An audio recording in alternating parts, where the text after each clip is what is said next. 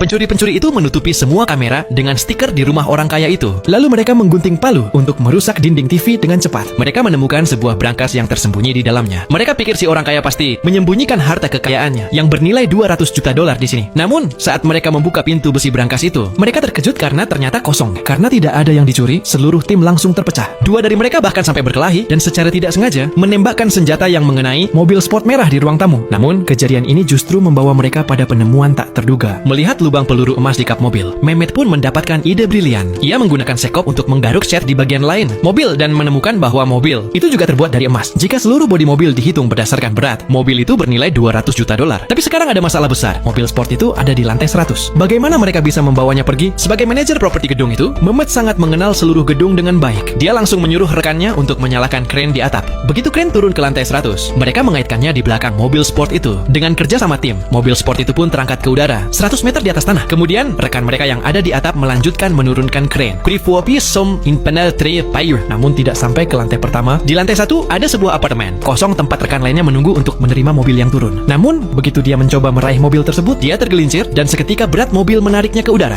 Dia pun tergantung 100 meter di atas tanah. Dua orang di atas melihat kejadian ini dan langsung bergegas menolongnya.